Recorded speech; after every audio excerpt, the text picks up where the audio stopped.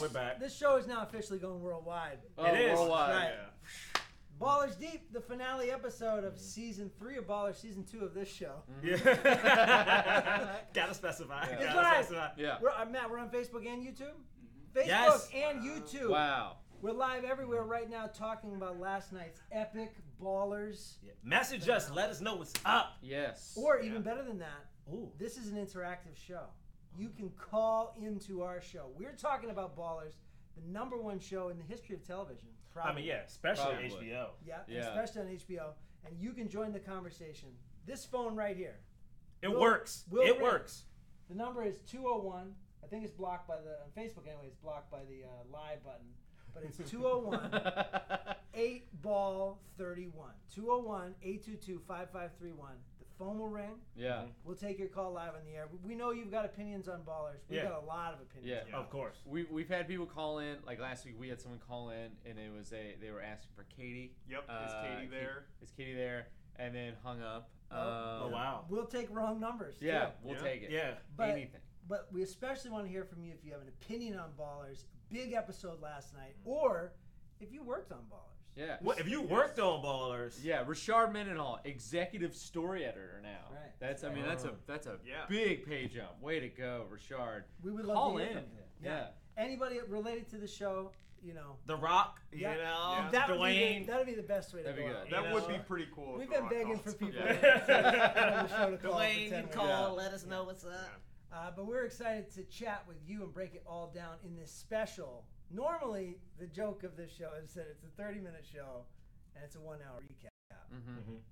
Today, What's it's a up? 30-minute show. Yeah, still Yeah, 30-minute still. show. It's a Yeah. 2-hour recap. What? What are you going to do for 2 hours?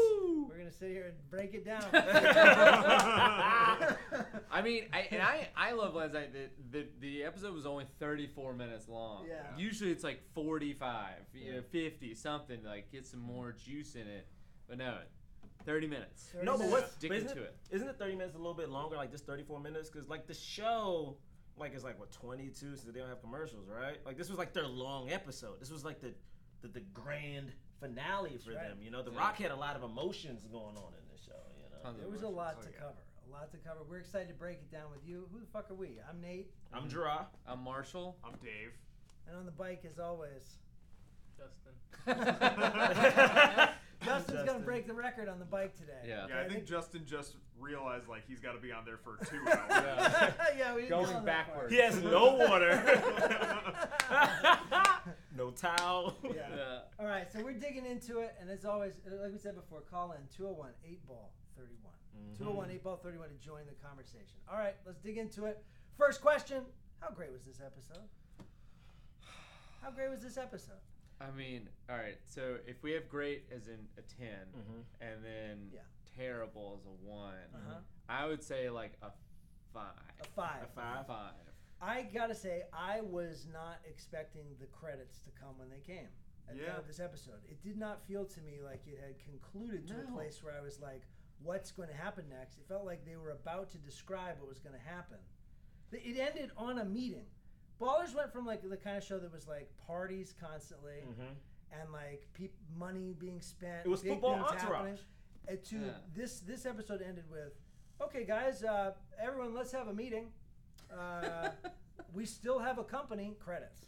Yeah. First off, how did they get back to the Okay, guys, this is the thing. I like Ballers, but this season has made me question my love of Ballers.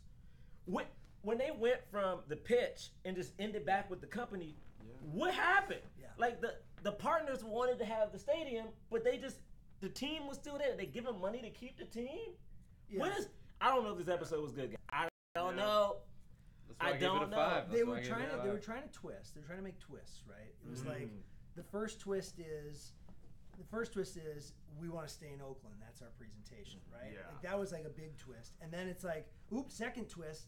They want you guys, but they want it in Las Vegas, which is like insane. Yes. And then like third twist is no, I would rather stay at ASM, which the whole season has been about thinking bigger than ASM. Yeah. But also, yeah. I think I have a pitch for a little bit of a deeper meaning, of like maybe Okay. a metaphor within Okay. the metaphor of the show. So the whole time it's like, we're going to move the Raiders out of here, and Oakland's pissed about it. They're like, don't do this to us, right? Yeah. So Spencer has to like come to that realization that like, oh, that's actually the move to do, right? Is to keep the team here, the fans, like the people do right by them. That's what happens with ASM at the end, right? They're like, actually, we're going to do right by our family, this company, and we're actually going to keep it open. So I think in that way it is sort of like a victory for them. Yeah. But it does, in the grand scheme of the way this show works, that does feel like an empty victory because it doesn't involve like a huge party with the string quartet doing hip hop covers. How they even get to that point? Like, my thing is to get back to wanting to keep ASM alive. For the last 2 episodes, we haven't seen anyone from ASM. We didn't see anybody saying, "Man, I'm gonna lose my house," or like, "I came." Like, there was no moment of like The Rock with an employee to have the realization of like, "Oh man, I'm really messing up right now." Yeah. Why? I mean, like, so you know, like Hastings' character was just utterly pointless now. I mean, like, if we had taken his character out and put in scenes with Anderson employees, I think that would have made this, like, the final scene more interesting, because like I don't care about Anderson's employees because like I don't know who they are. Not one. I don't know. Not one employee. Maybe the assistant. The one assistant. Yeah. We got like a rundown a couple episodes ago of like, this character's gonna be mad because of this and this and this, and they're all characters we've never seen or heard. Yeah. But yeah, it felt like they definitely undermined some of what they've been building in the season with what the conclusion became. Let's dig into let's go into each of these characters' journeys and talk about sort of like what the fuck happened with each one, where we feel like it's was good or not good. Start with Spencer, obviously. A heck of a place to end up for him. Where did he end? He ended up basically where he started. Yeah. Right. Yeah. But does he own Anderson? Is that the implication at the end? Well, he was already a 50 or 49% owner. Right. Yeah. And now it seems like that they didn't necessarily say that changed, right? Andersons gave them money to expand. Yeah. But did he ever pay back his football? No. He still owes them that money. He still owes them millions of dollars. It's also switched too between 4 and 5 million during the season. Yeah. In the beginning of the season it was 4 million, and then towards the latter end of the season it was 5 million. And let's also just recognize too, in the last 5 minutes of this episode, he walked away from, basically the NFL said, here is some money, right? Even if he's saying, I don't necessarily want to be a part of it, he walked away from that money, right? Yeah. He's in on that deal. Here's some money, Spencer. Mm-hmm. And he said, no. And then he had sold ASM to somebody else. Yeah, they sold the place. Yeah. And they went back and said, no, I don't want your money either. Yeah. He owes $5 million. He said no to all this money from 2 different people. But also the power, like he wanted to have a football stadium to be in the room to have the power. And I'm like, if you had a moral change, when did the moral change happen? I will say this though. I do think the fact that the season ended with them back at ASM, I think it will help streamline things for season 4. So like it's not that big. You can focus on the clients and maybe we'll see more football, like fun, and it'll be more grounded. Cause I don't, and then it was the baby thing. Yeah. Like he couldn't have kids at one point. Yeah.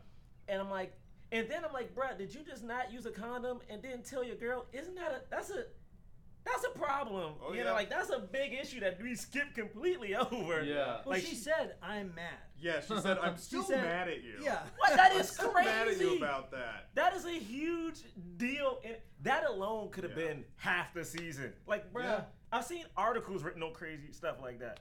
So man. Yeah, there was no conclusion. Like to so many things about what Spencer did this season, there was no conclusion. Yeah. The paternity, the relationship, right? Sort of like what's he doing with his life? Mm-hmm. No real answer there. The money that he owed his friends at the beginning of the year that seemed to be the impetus to drive him towards this deal, it suddenly didn't matter. We didn't even see him with his friends that often. Yeah. Like besides the first 2 episodes, we never saw him and Ricky anymore, except for like when Ricky got in trouble, and they weren't even in the scene. That was the last time that they were together in a room was when he told them. I'm like, man. They also played basketball for a couple minutes. That was early in the season. That's like friends at the coffee shop. That's like their establishing shot for a lot of the episodes. Yeah. And like also, wouldn't Spencer really care that Ricky's taking some time off football? He has CTE. Yeah. Like my thing is that is an extreme thing to have happen to somebody. And if I'm your friend and with your accountant or hang out with me, talk to me. How do you feel? Yeah. Like he has never addressed the fact that like Ricky has an issue at all. He's a bad friend. Yeah. Yeah, and somebody who's supposed to be on his team. Yeah, you're right. Every little in seasons past, every little decision that Ricky made had to run by Spencer, right? Mm-hmm. Yeah. And not only was Spencer completely checked out from that, it seemed like the last time they were together, they sort of fought about it, and it didn't ever resolve. Yeah. There's so much about what happened to Spencer that feels like let's just say that they had won, right? The ending that I think that I was expecting at least was we won. We got the stadium. We beat you, Wayne Hastings. And now I'm in the NFL management position. You know what I mean? Like I moved up in this business. That's kind of what I was expecting this conclusion to be. Let's say that had been the conclusion. Then everything else that happened with Ricky, with Vernon, with Reggie, with ASM, with the league, with everybody makes sense. It's only that undermining of like, well, no, now just I'm gonna go back to just running. I just want to. They were like, I want to babysit millionaires, not billionaires. I mean, it's also interesting where it's like I think they wanted to give The Rock a lot of stuff to do, so they gave him like all of these things, trying to throw it at the wall to see like what would stick like for his through line. But I think, man, if they just get back to, it's already a struggle. If you're like, what, he's getting older. He's retired, he's retired. Like, that is enough drama in itself, especially if you have, like, young football players around you. Maybe you can't have as much fun as you thought you could. Maybe you want to grow up. Like, that's enough already. Yeah. It was just, like, doing too much. Yeah, it's all over the place. The show this season really tiptoed the line of talking about CT, tiptoed the line of talking about, like how taxpayers pay millions and billions of dollars for these stadiums that like over time no one will go to, and like the cost of going to an NFL game now is ridiculous. They tiptoe up to the ledge and you think they're going to jump off and make this big splash of a statement, but they really don't. And it's very sad because they really could because they have a giant audience that's not watching SportsCenter, watching Ballers. They could talk about CT and how that is a rampant problem in the NFL and in football. They could talk about how these billionaire owners do not pay for their stadiums that they demand that the NFL, have, and they demand the taxpayers pay for, instead of having like infrastructure, tax or something, So like it makes no sense to me that they just don't jump over that ledge, because the show could be so much grittier and better if it did that. Yeah, and they're allowed to actually use teams from the NFL, which is something that the NFL rarely ever does. Wild. Like they let them use the names, they let them like have logos in it, and I'm like, if you're gonna do that kind of stuff, let's just dive in it.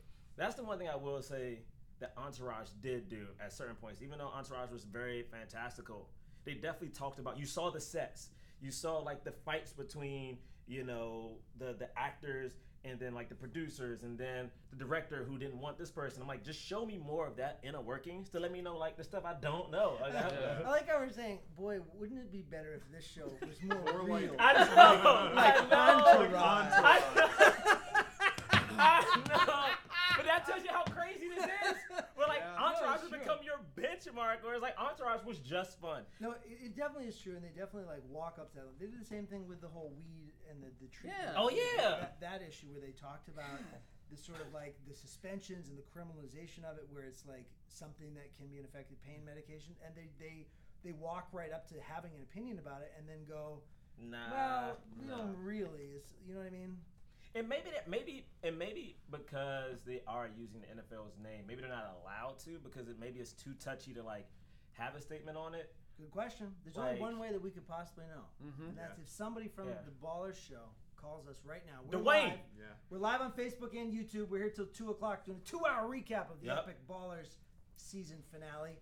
201-8-ball-31, 201-822-5531. We'll make that phone ring. And we'll take your call. You can interrupt us anytime with your opinion. We'd love to hear from you. Is Dwayne "The Rock" Johnson a producer on the show?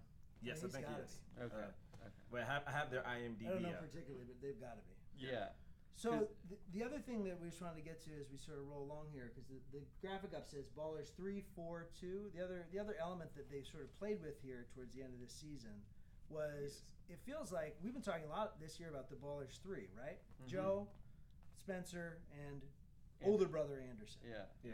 And we sort of have a moment in this episode where the younger brother Anderson, the big boss, comes in and it feels like, oh, is this going to be the new dynamic? There's going to be four of them. And now here at the end, it feels like the Andersons are out now. Yeah. Right? Yeah, when they go back to ASM, there are no Andersons around. It's just the two of them coming in, and they're the heroes. And they're not anywhere. So going forward, it definitely feels like it's just now Joe and Spencer on their own, right? Yeah. So what's the point of having it and calling it Anderson if the Andersons aren't involved? And then are those actors even coming back? Yeah. Because like there's no point to them anymore. I don't think they will. It's so interesting because I keep thinking every season they have like a big bad, right? Like this one was like you could tell it was supposed to be what's the guy's Wayne name? yeah. Supposed to be Wayne. But I'm like, what happens now in season 4? Because we don't have any Andersons. We don't need them, I guess, because they own it. Like they own the company, right? Yeah. They own the company, but they were selling the company in order to position themselves to spend the money on a stadium. But not only do they have the company back, they're now going to be in like London and like, are we going to see these places? Like, are we going to see them? I think that's a good question. It's to be determined. You know what? Honestly, it kind of feels like. It kind of feels like, and maybe we'll talk about this towards the end. It feels like they're setting themselves up to talk about other things than football. Yeah, it does. They said other sports too. It's almost like a reset. Yeah, exactly. It feels like they're gonna get into like soccer. Yeah. If they're going to London, they're getting into soccer. Yeah. You know? But it definitely feels like that at this point where this landed, Joe and Spencer are running the show. They're on their own. Because remember in season 1, there was a lot of talk about should we break off and do our own thing. Yeah. Right? Joe had that office and they sort of went back and forth. Are they going to break off? Are they going to have their own business? Should they work for the Andersons? Now it seems like that's what's happening, right? Yeah, remember early on in the show when they were interested in sports management? Yeah.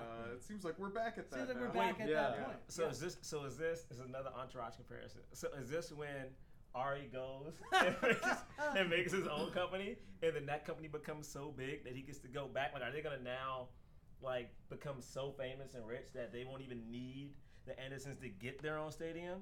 Like, is the stadium going to come back in season 5? And they're going to just have a new stadium in LA? Is it like follow me? Okay. Is it like so? The original 3 Star Wars, right? They had a certain like character arc, plot arc, right? And then the prequels followed the same kind of storyline, kind of like, you know, Yoda is Jar Jar Binks kind of thing, you know, and all that. Is Ballers following the same trajectory, same kind of like similar plot outlines to Entourage? And Entourage is the original 3. Ballers is the prequels. It's the same production team from Entourage, right? Yeah. It's everybody. Yeah. I mean, I think it's going to be a little bit different, but I would like if it did hunker down and focus on the friends and just, I don't know. Like, I just don't want to see The Rock come out and be on drugs. Remember that season when, like, Vince, like, when Vince, was he on drugs? He was popping pills.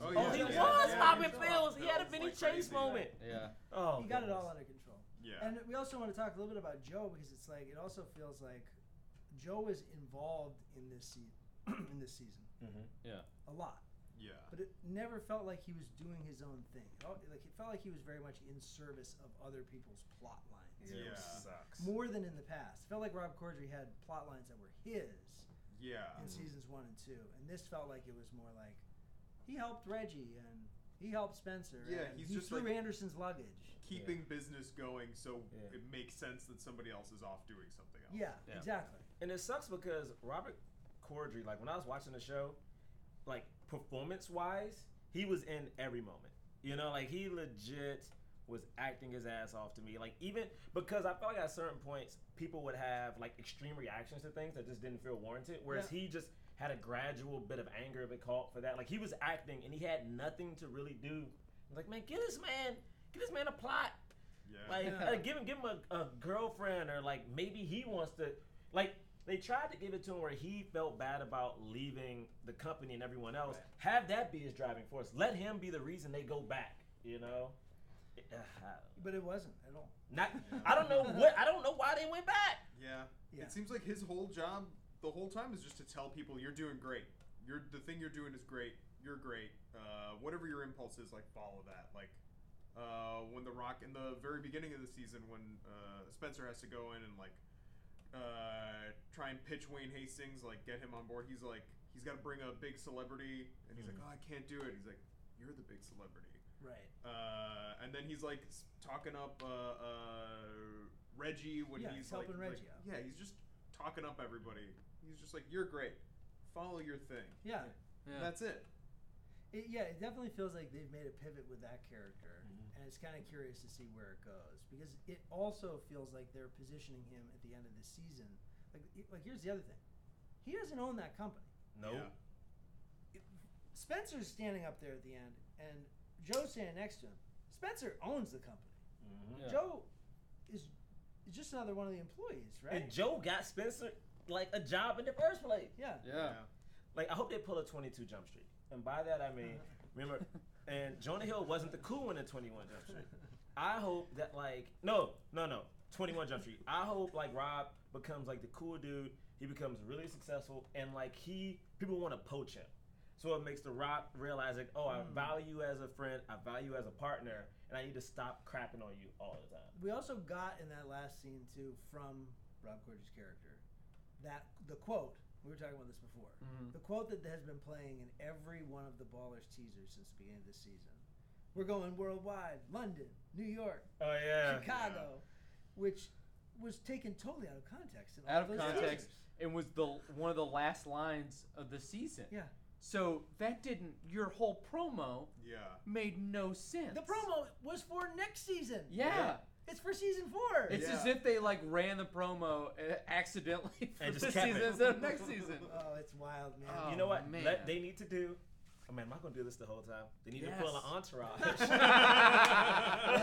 They need to pull an entourage and give him a Turtle moment. Yeah. Remember, towards the end of the season, Turtle became successful, became cool, and Turtle earned his own right. Give Rob some success on his own, man. Like he legit again.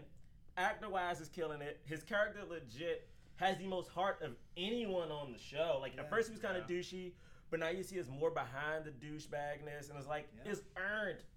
That's true. Yeah, he needs his own Saigon to manage. He needs his own sneaker line to run. He needs his own tequila, which in real life is a very good tequila. I mean, like he should have a spinoff, a Young Sheldon spinoff. Yeah. I mean, Young Joe. Yeah, Young Joe. Oh, that'd be so good. Hey, what do you think? We're still waiting for our first call today. I know what's going on. This is the 2-hour recap of last night's 30-minute Ballers. 201 8-ball 31. This phone will ring. Ask us anything. We want your comments, your thoughts on the epic season 3 of Ballers. Did you watch it? Did you not? Even if you didn't watch it, ask us. Yeah. We watched it. Do you like Ballers at all? Let us know. Yeah. We're having sort of a Ballers crisis. Yeah. Mm-hmm. Do we still like this show? I think. Yeah. I mean, season 4 is happening. We know that. Mm-hmm. They've set up nothing really for season 4. It felt like an into a show that they didn't know if they were going to have a season 4 when they knew they were going to have a season 4. Yeah, and let's dig into an ending that somebody's plotline who definitely feels like an ending. Ricky, right? What the deuce is this whole storyline? Ricky went from this season, like last season, he was a fun-loving, like just trying to play for the New England Patriots. Apparently, he got hit at some point in the Super Bowl. Oh, and the Super Bowl was when it happened. They showed the clip that was supposed to be from the Super Bowl. Yeah, it was like a digital. It was like a digital weird like video game shot where like they couldn't use real players or anything taking the hit. Yeah, and he was looks like a video watching game. it on his phone or something. So it was also like very. Oh, so they actually showed it. Yeah, I must have blinked. Yeah, I must have blinked. I mean, it was far too quick. It was very fast. Yeah. So Ricky's plotline this season, just to sort of summarize it, we start off with Ricky.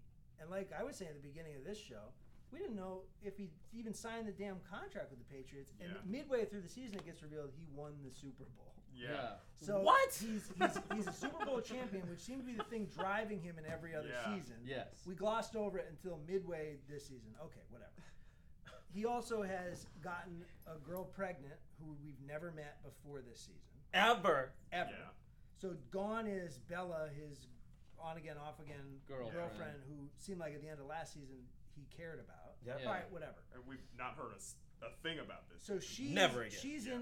Amber, the new girl, is pregnant. Is it not? Is she really pregnant? A lot of questions, back and forth, whatever. And then suddenly mid-season it gets introduced that he's got a concussion, that he's won the Super Bowl, that he's got CTE. Amber leaves and inexplicably packs up and moves to Los Angeles. Guys. Convenient. Yeah. Convenient. And then Ricky has a change of heart at the big moment where he's about to sign his new contract for the Patriots, where he doesn't sign it, reveals he has a concussion, and then in last night's episode, he's decided to move to LA, move in with Amber, be a dad, and retire. But also, how bad did it make the guy from the Patriots? Like, the guy from the Patriots literally heard he had a concussion. And just left. Cartoonishly left. Just like, left. Whoa! He literally said, "Oh, you have a concussion? I'm going to the bathroom." Yeah. And you hear him in You the hear car screeching, just like the tires squealing as he's What? peeling out. What kind of douchebag is this guy? Like, also, he didn't have to do it that way. He could also go, "Oh, good. Let's have you get examined, and then we'll sign the contract." Yeah. Maybe. he's not a doctor. Yeah. Or you know what? Hey, you know this may be a problem. I know I want to work it out. Have a legit discussion so we know that there is a problem. Not just leave. Yeah. Yeah, My- 'cause- Oh, I can't be seen with someone with a concussion. Yeah, like concussions, like we don't like they just like science does not like concussions are so there's temperamental. We just don't know what they are and then what they could lead to, you know. So like it's so insane to just be like, oh yeah, I'm out of here, and then like, okay, Ricky gives up $4 million, right? Gives Spencer $4 million. Loses another $1 million gambling. So it's $5 million he's lost this season, and then he decides to not play football anymore. And that was going to be like a $20 million deal, right? Yeah. Am I 2 wrong? years, $20 For like million. 2 years. Yeah. Yeah. Well, and not only that, he makes that decision so quick. Like it's So also a matter of quickly. like when you think about the ways in which this show has portrayed the behind-the-scenes conversations with your financial manager, with your agent, with the sort of like team that you have at your disposal. He talked with his deadbeat dad and his weed-smoking buddy, right? Yeah. And then just goes to see Amber, has 2-minute conversation with her, and then is like, turn on Facebook Live. Let's announce this to the world. Which is insane because you told nobody we're going to do that. When I go out to a restaurant, okay, like legit, if I go out to a restaurant and I know, talk to my comedy partners, what do we have to do this week? Do I need to spend money? Because I know that this $20 is a big deal. You're giving up $20 million. If you have a kid, you need this $20 million for that kid. You have no job, Reggie. Yeah. I mean, Ricky got me messed up. and then she just takes him back so quick. And this is my thing, okay? I've had women mad at me, all right? And it takes some finessing. It takes a finesse. It's like, yo, I'm really sorry. You have to show them that you are sorry, which I respect. My man just shows up with 2 things of flowers and just says, I'm sorry, that's it. Doesn't say, like, I really want to be a dad. Well, he also told her mother that he also sort of hit on her mother a little bit. Which is insane. Insane. Like, which is insane. He literally comes right in, hits on the mom. Yeah. And first of all, mom is gorgeous. I will admit.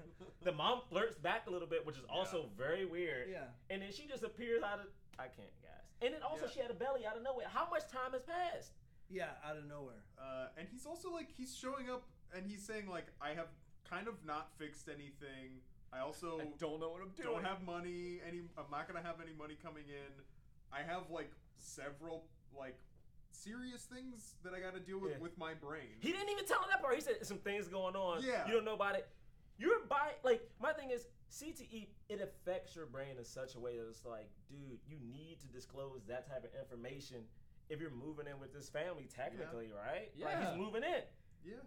Like, and didn't she say that, like, she goes, someday you're going to be a broke nobody football player and no one's going to want to be around you. Yeah, and very now early he's on in the season. and now he's basically, if he has no money coming in, the well is going to dry up. Yeah. He is a broke Yeah. he says he moved to Los Angeles from Miami. Yeah. Didn't sell the house. Didn't sell a house. Didn't sell his car. His Lamborghini, right? Mm-hmm. He didn't sell that. He didn't drive that cross country. He had to move that whole thing. Yeah. All of his stuff. He get a new license.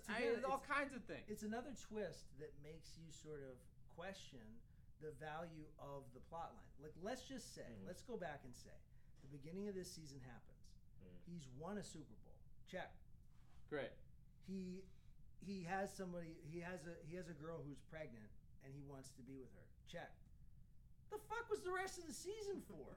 Like, there's no reason that we had to go through all of that. It was all there at the very beginning of the season. The only twist was that you never expected Ricky to, I don't know what, give a shit? Well, I think it'd been cool if you saw, like, because he cared so much about getting a ring, that maybe the first half of the season is him, like, on cloud 9, just partying a lot. And then we would have met Amber maybe in episode 1 or 2 where he accidentally gets her pregnant. We don't know it yet, but then, like, later on in the season, he has to figure out, oh, man, I really don't know this woman. Yeah. I have a kid with her. I mean, do I want to be a dad? Do I even want to get to know the woman I got pregnant? Yeah, to me that makes a lot of sense. Of like, he's going out partying, living it up. He won with the Patriots, played under Bill Belichick, the greatest coach of all time, easily. You know, all this stuff. So he's going out on top, right? And then he meets Amber. They hook up. She gets pregnant. He thinks, man, I've done it. I've done everything I wanted to do. I thought I wanted to be the greatest receiver all time.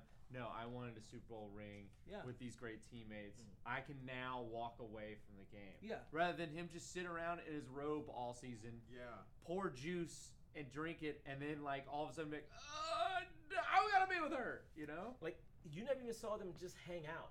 Yeah. You know, it's like, you know, like, you ever run into an ex or something, and then you realize, oh, I see why we got together, but then after a while, you're like, I also see why we broke up. We never had a moment to see why they liked each other or why he's willing to give up everything. I think it's kind of also unclear, like, how much of a relationship they even had. It seems like it could have been a one-night stand, or it could have been, like, a few weeks or months or something, but we don't really know. No. Also, again, only because a lot of my friends are pregnant right now, she legit, I mean, how many episodes were this season? 10? 10 episodes. 10 episodes. First four episode 3 or 4, when we first meet her, flat stomach. Season finale, she is literally 6 months in. I was like, how did this happen? There also is, that's also something overall with this season too. I feel like in the first season and in the second season to some extent, you get the sense that this show's timeline is the off season, right? We don't watch football season; we watch the off season, February to September. And but what is the timeline of this season? Yeah. Because you have that pregnancy happening. You have a decision by the team to move, which you got to imagine that putting a deal together like that takes some time. But episode 2, 3 of this season, the Dolphins players are all at the fucking facility working out. Like it's almost preseason. I thought it was preseason. Yeah. Like, so the timeline doesn't make any sense. And also at the end of the season, they've hired a coach. They fired a coach. All these teams are looking for GMs. Yeah. That happens at the beginning of the guys, I'm gonna ask this for the whole 2 hours. Is this show good? Yeah. Like, why I watch it every week, and I will literally text my friends every week. Is this a good show? And I watch it every week. Yeah. It's a legitimate question, and it's a funny thing because it's like this show has so many advantages over in terms of like keeping things inside of a world that makes sense. They've got so many advantages. Like some of what with an entourage, sometimes people roll their eyes at is that it's so unbelievable because there's no grounding. There's no like timeline that makes you go, this makes sense for this type of opportunity or plot line or whatever. This show has all of that. You know that the show should start, the season's over, it needs to end, the season's about to start, right? We're somewhere in between there. Yeah, true. And yet all of these elements are like insane. How did we get here? Yeah. I mean, and Entourage again is a show that is insane. Like legit, you find out Vinny Chase was discovered from a Mentos commercial. You know, it's an insane thing to have happen. Whereas like Ricky, for instance, star running back. Well, no, was he a receiver? Receiver. Star receiver. And my thing is, I loved when we got to see him like actually train. Like we got to see him interact and like not get respect from other players. This season, was he even in the show that much? I feel like it was just The Rock. He was off on his own. Like it was just you never saw those guys. And Vern, I mean, Yeah, We'll Vern get was to in, like, we'll 2 get to Vernon. episodes. I think we have 5 minutes to devote to Vernon because there's nothing to fucking talk about. Like, right? what was Vernon's only purpose was to have Reggie.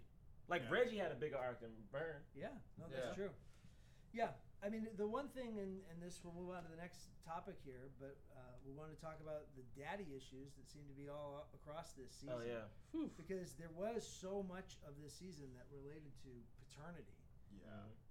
Between Spencer's wanting to know whether he was, able to have kids, sort of sneakily trick his somewhat girlfriend into having unprotected sex. Yeah. Then Ricky's whole "do I want a baby? Do I not want a baby? What the fuck am I doing with this situation?" Right? Like there was so many aspects of this season that seemed to like revolve around paternity, daddy, sort of like what's that role? You know what I mean? Yeah, and kind of all it seems like coming at it from various misguided angles. Yeah. How did we even get to Spencer's semen count? Like, how did that come It just up? like came up conversationally, and then he was like, "Oh, I guess I don't know if." He and Ricky had a conversation about it. Yeah, the first episode. In They the had a first conversation episode, it was about like the first scene. Yeah. He's like, "You don't have any. You never had any close calls or anything." And he's like, "No. Oh no, this is now suddenly very important to me." Yeah. You never had a close call. Great. Yeah. Like that's not a thing you want to go through. Like that's fun for nobody involved, really.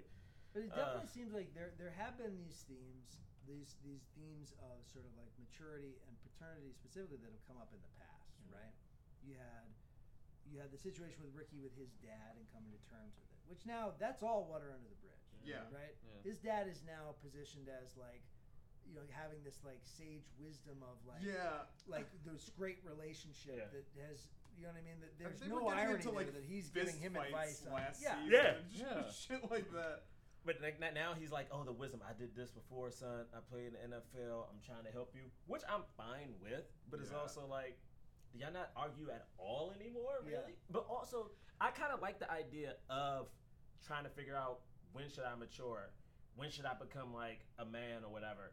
But we never really touched on it. Like I wanted to see that could have been your season. Yeah. I mean, that would have helped propel The Rock into wanting to get this stadium. It's like, oh, you know what? I want a family. I need to, be better. I want to have a legacy for my son, or my daughter, and that wasn't why he did it. I don't even know why he wanted the stadium in the first place. Yeah. We even had that moment, right? We had that moment. It wasn't this episode; it's the episode before, right? With the sort of like team driver, right? Malcolm, that's his name, right? Where he says to The Rock, "I know that you don't have any kids because of how much stock you put into your job," and that seemed to affect him. But then we don't address that at all. Cut away. You cut away from it. And the only thing that we talk about in this last episode as it relates to The Rock's paternity or potential like desire to have kids is just that she's still mad at him and no resolution there. So yeah, you're right. It feels like there's all these like angles that go at these type of questions. Yeah. But similar to the sort of issues we're talking about where it has the opportunity to talk to real world NFL issues. In the same way, it's exploring these themes, but it just kind of feels like season 3 never got there. Just dipping the toes in and then being like, ooh, too cold. Yeah. I thought Chloe was gonna break up with him in that moment when they met up, and she was like, I'm working a lot and all that stuff, and he's like, I could use your help and all that stuff, and then she's like, yeah, you're gonna lose the deal. I thought she was going, you're going to lose the deal, and, like, this just is not working out for me. Yeah. You've been a piece of shit. You've been selfish. You've been elsewhere, and you do not care about a relationship. You care about the stadium. Yeah. And I was like, oh, man, that is great. I would love to have Spencer just raw, just broken up with, go into a meeting, his biggest meeting of his life, pitching, to the NFL about how they should be the buyers for, like, this new team. And it didn't happen. And I was just like, this is dumb. Yeah, because like no one justified for anything. Like for instance, again, what he did was a big deal. Yeah. Like you can't just not have a condom on and just like that's the fact that she just said I'm mad honestly pisses me the fuck off. Because it's like you could have addressed that as a big issue, but then also the fact that all of a sudden out of nowhere there's this other group that's trying to come in on the deal. We don't know any members of that group. Like legit is like, oh, Wayne is on that group. Cool. But who are they? Why why why are they coming at the last minute? Is it because of the women from the NFL? It was just such a mind-boggling situation. I'm like, you guys just were just throwing stuff. And also there's so many F-bombs in the show. Mm-hmm.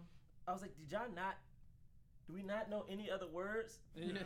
Like legit, they say it nonstop in that finale. Like anytime you forget a word, F you, man. And then Candace from the NFL, big, just great character. Just strong, and everyone just bows down to her because she's just so powerful, and she doesn't give a shit about how you feel or whatever. She's doing what is in the best interest of the NFL and her, and she's so good, and her conversations are always great TV. And then in that last scene where all the NFL owners are there, she's just floundering around and stuff. I'm like, what is this? This is so out of character. This makes no sense. Also, they had weird, which they never did until this finale, this weird sexual innuendo between her and The Rock when she was like, oh, because I said, fuck you, think I want to have sex with you? And I was like, at no point did I ever think you and The Rock were flirting. Thought it was anger. Yeah. And it's at no point I think you guys liked each other. And then it happened twice. It was when they were at that bar, that kind of came up. And then the first time before he goes into the meeting, it came back again. I was like, why did you just reduce this woman to kind of she's mad and sexual? And then it was just a weird tension that just came out of nowhere. Yeah. It was never established, but they saved it for this finale. Guys. Another thing that was a big question mark there in how that worked. Yeah. If you're just tuning in, this is Ballers Deep, the 2 hour. 2 hour. We're less than halfway through this. Yeah. Oh, man. Oh, my God. Man. Oh, there's so much more to talk about. Of the epic season 3 finale of Ballers, which was on HBO last night. You can join the conversation. 201-8-ball-31. This phone will ring. 201-822-5531. Join us with your comments, your thoughts, and shit. If you did anything, you know anybody who works on Ballers, give us the inside If you auditioned for Ballers, oh man, let us know. I want to audition. I want to write. I'll be a PA on that show. I don't care. I would love to be a part of the show, just to sit in and break story with these writers and all producers and stuff. I would kill to do that so much. So if you've had that pleasure, let us know. Let Marshall live through you. Yeah. Please. 201-8-ball-31. You have another hour to call in. Yeah. If your cousin worked on the show, that's close enough for us. Call in. Absolutely. All right, we got to move on to talk about Charles and his plot line from this season, which, again, we didn't necessarily get. There's so much that happened. No, it's hard to remember. Sweaty Jason came in, was sweating everything and nervous about everything. Yeah. But there was no real conclusion. No, he doesn't have it. He's still second to the GM. Oh, no, wait. The last thing that happened was Eric Mangini, right? This is the guy. The meeting. That's the guy we're going to He had a job interview, basically. So Charles's plotline this season, again, feels a little bit disjointed in a lot of ways. He starts off the season, he's in that number 2 slot with Seaford, Dooley-Hill's character. Then Dooley-Hill, but sort of asking for more responsibility and feeling like he's not being given credit for what he is contributing. He goes out and he does a press conference that he bumbles through, where Larry Zonka saves him. Yeah, has to cut in and be like, this is the thing. And for no reason says there's no rift between management and coaches, which came out of nowhere, but seemed to be the whole season. Yeah. Then Seifert and Coach Berg fight at their house. Fight about a player, Kisan Teague, who we're introduced to, over whether to sign him. Charles goes behind his back to management, right? He does. He goes and what does he say? How does Seifert get fired? He goes behind his back. He gets Kisan Teague signed. Yes. Then Seifert has him fire Berg. He gets Larry Zonka hired, which Seifert doesn't want. And then Seifert gets fired because Larry Zonka gets Seifert fired to protect Charles. Yeah, and the owner likes Charles. Yeah. Not Seifert. And then the owner says, we're not going to promote you, and you'll probably be fired when we hire a new GM. Which that conversation is crazy because he goes, we're not going to get rid of you. We love you here. We're going to hire a new GM. And he goes, wait, but won't he bring in his own number 2? Well, yeah, we can't make any promises. Yeah. So what was the point of you saying you liked me? And then in this last episode, we see him interview for the Rams GM position with Eric Mangini with an inexplicable lying about a giant binder. Yeah. And then he says that the binder isn't his, and all of a sudden Eric Mangini lights up, and it's implied he's going to get the job in LA. Yeah. Right? Because he told Eric Mangini, he's like, so I tried to trick you with this binder. Yeah. I put a different cover on this binder. It's my binder. And then he goes, I lied to you in an insane way. He's like, Yeah, cool, like great. Mangini puts him on the spot, asks him one question he could not answer, and has a brain fart. Mangini's like, no, I don't think you got it. Yeah. And then the longest, most obvious, walk away and then turn, He he's gonna. by 3 different exits. Right? He too. walks for at least a strong 5 to 6 seconds, and then everyone knows he's gonna turn around and blurt out this thing that Mangini likes. It's it's not hard. Yeah. It's not that insane, and he does it, and it's and then Mangini's like, huh? Wow. It's no, you don't have an entire hour, 2 hour long interview with someone, and then they just have this moment of clarity. And then that, you were just testing them for 2 hours? Yeah. That makes no sense. Nothing about his storyline makes sense. The only thing I liked about Charles' storyline is that we got to see more of his wife, Julie. Yeah. One, because I'm in love with her. Two, because I think she actually, if we talk about women characters on the show, she probably is one we see the most. Yeah. And, she is a doctor. She always holds him down, and she always tells him, it's straight, this is what you got to do. She might be the smartest person on the show. Yeah. Honestly. Yeah. So it's cool to see her, but it's also a thing of, it's interesting because we don't get to see, any of the other characters. I would love to see, how she has to work, or maybe how The Rock's girlfriend, because she is in the sports world, what is it like for her? What does she got to deal with? Because every time I see Charles, I'm Charles is failing upwards. Yeah. Yes. Honestly, Charles worked at a garage, a car salesman place. Yeah. Seifert saw him, come work for me. Cool. He did okay. Now, out of 1 year, he's about to be a GM. He's gotten two different teams have been we're interested in you as a GM. But didn't you hear the part where they said they just hired a young coach, therefore it makes sense to hire someone with more experience? So we're taking risks. We're taking risks.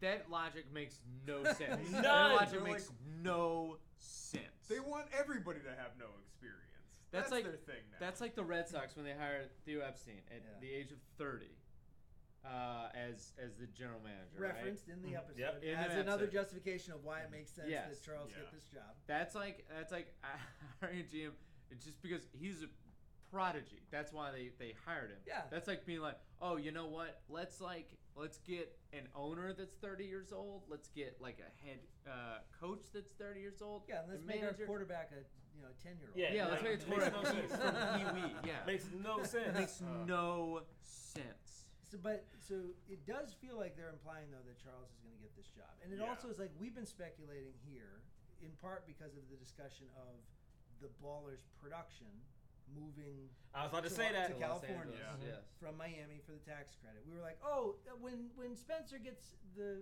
Raiders, they'll hire Charles. Well, no, that's not the answer here, but it seems like they have come up with a justification to get Charles out of Miami. Yeah. Who was the only person? I guess Ricky was in Miami too for a while, right? But Because that's his home in the offseason. But Charles was just in Miami for no reason this whole season. But also now as you bring that up, now we have all of our players, all of our cast now just happen to be in LA. Yeah. Everyone just happens to be in LA. That makes no sense. And it kind of feels like that in large part, to go back to sort of was this season good and is this season, what did it do? It feels like in a lot of ways it was reverse engineering their ability to get the fuck out of Miami. Mm-hmm. Yeah. Because Miami was so important to the show in season 1. Mm-hmm. Yeah. And now suddenly they're all just who gives a shit? Yeah, and to me, again, it feels like, man, you know what it is? It feels like when you go see a movie and you're watching the movie and it's all these nods to things that will clearly be in the sequel. Yeah. And you're like, why did I come watch this movie if all you're doing is telling me this movie's cool, but the next one's going to be great because everything is going to pay off? This is literally just a reset for us to start season 4. Yeah. Yeah, in a lot of ways.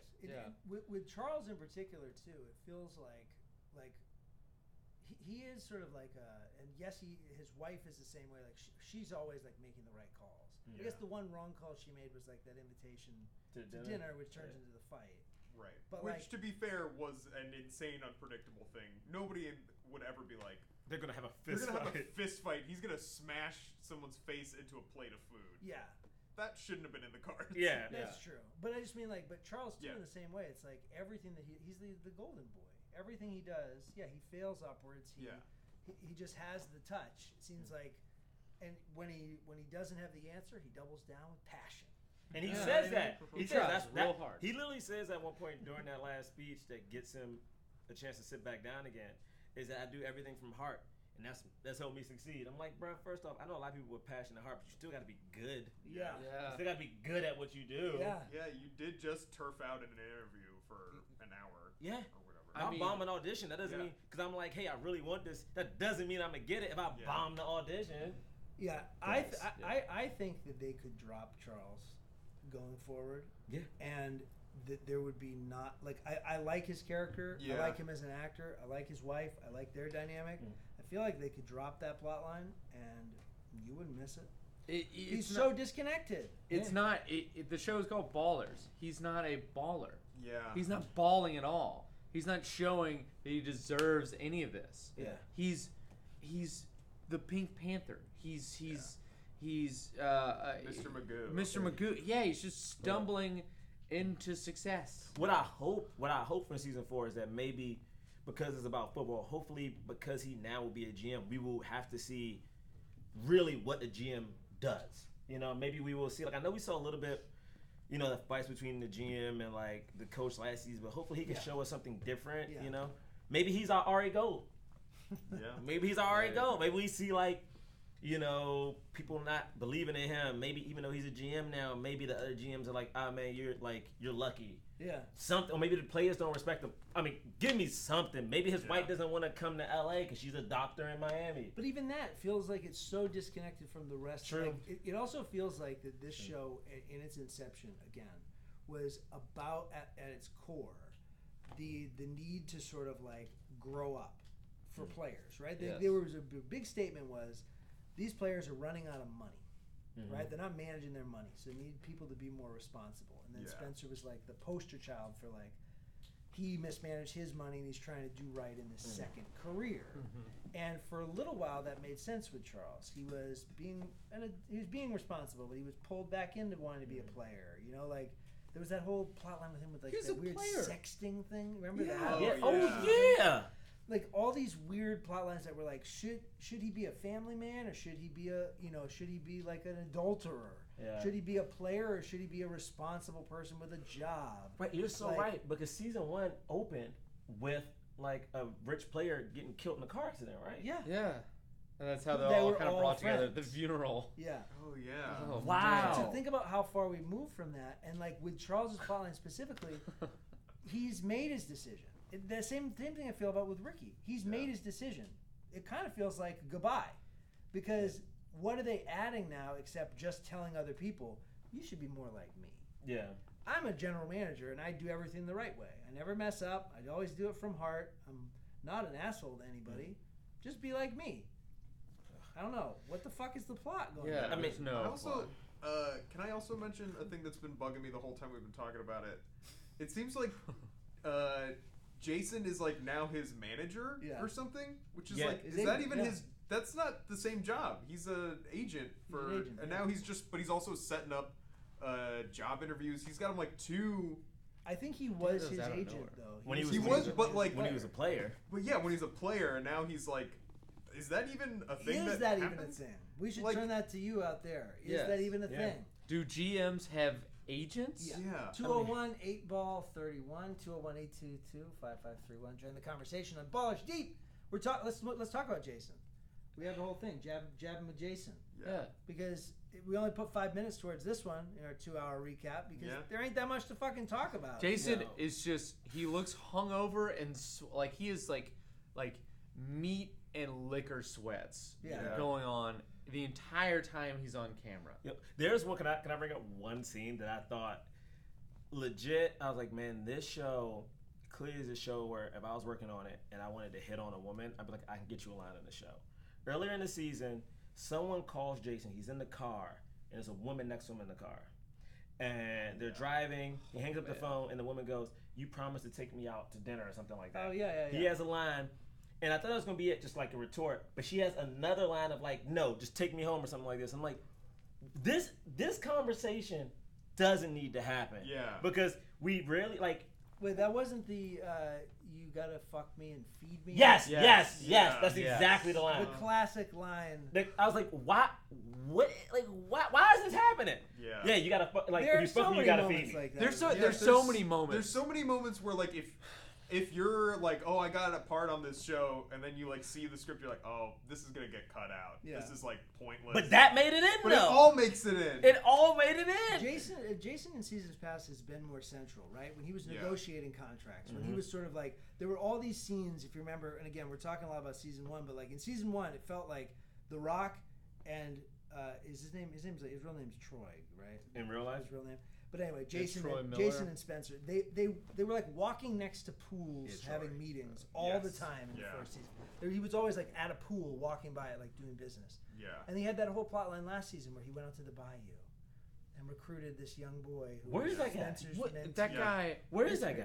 He's disappeared. This season, he has a little bit of that when he goes to Kasantik's neighborhood, gets robbed, He gets robbed, Yeah. which is a big deal. and then just sort of like fades away from there.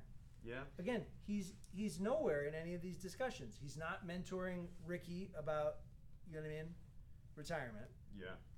He's not getting his players commercials. Yeah. He's not an agent. He's just a guy that like, it's like, oh, I have friends that like you can like talk to maybe get on this team, or like you need to like not do the weed stuff anymore. Yeah. Also, he got robbed.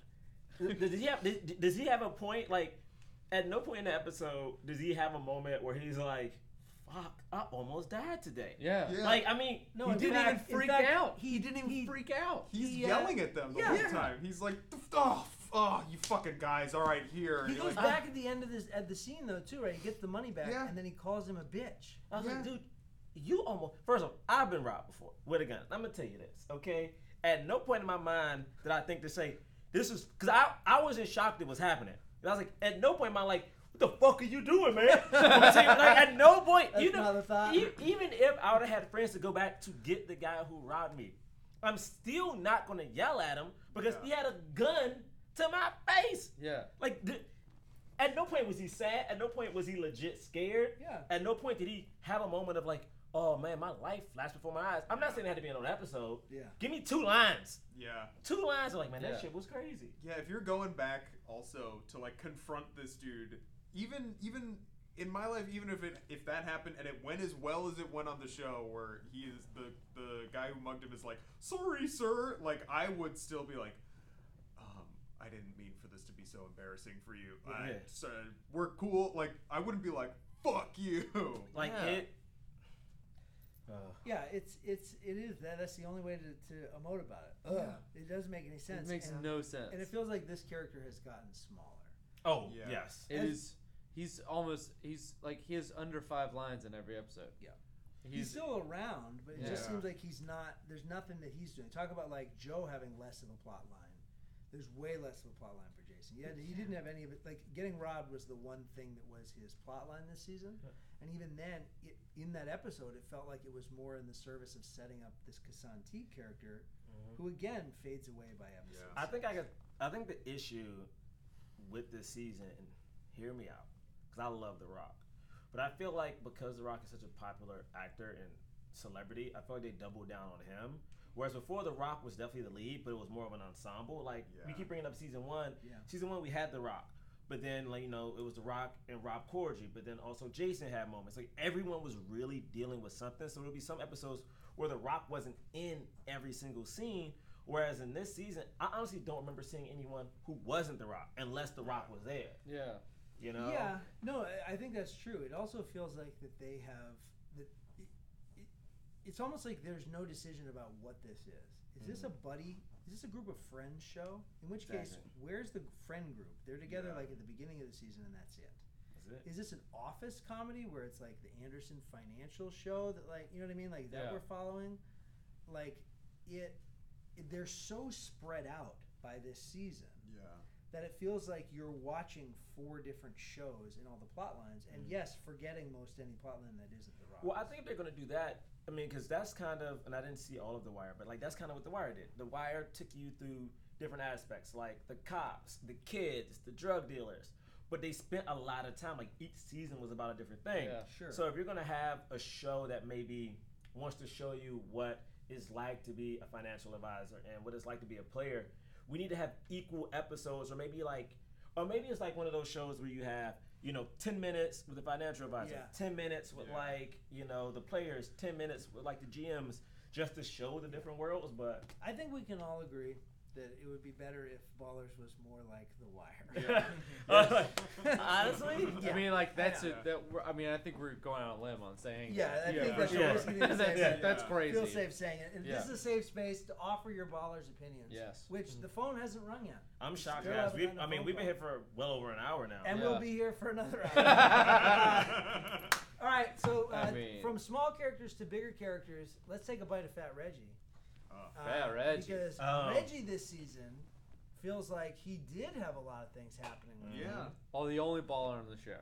He's the only baller. He has maintained a presence in the show and a plot line that was like, at times, you felt like when this season started, it started with Reggie making a move to get this weed sponsorship, right? Which is very weird. And it seemed like maybe that was going to be a bad thing, or like there was the Joe Green moment with the T-shirt. Yeah.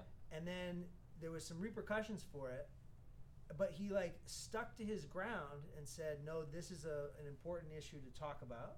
This is why we're doing this. He goes in and has it out with Candace and gets the suspension like minimized.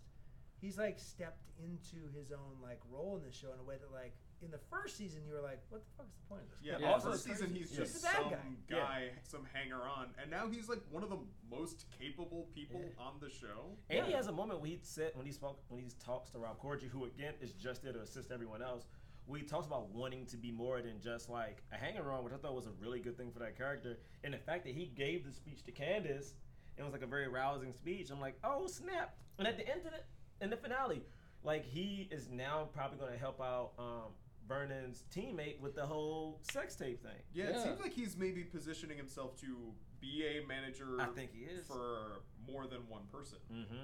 He's going to work at Anderson. Which I thought that they were going to do earlier on. I thought that was what was going to happen. Yeah, because they spent a long time last season with Joe and Reggie, sort of like there was that ostrich plot line. Yeah, which is crazy. What the hell is that? If you want to say it, Reggie has now become our E. When E moved on and E joined a management company and had more clients to take care of, and he had to manage, how do I make my friend feel happy, and now how do I like grow as a person? Sure.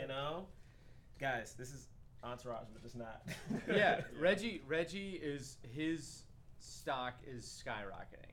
Every other character is going down around him. Yeah, Reggie's like because no one gave Reggie anything the first couple seasons. No one cared. I didn't care about him. No one cared about him. Now he's legitimized his management skills. He's gotten his client deals. So much so that it was like a controversy, which even puts more spotlight on him. And then, now he's assisting other players. I mean, it's great, and he's got VR. He's got the Wii thing that's like definitely going to go through. The NFL has talked about it. They should. It's insane that they don't use his pain management, and like he's the best character on the show. It also feels like it does feel like though we talk about where this gets set up.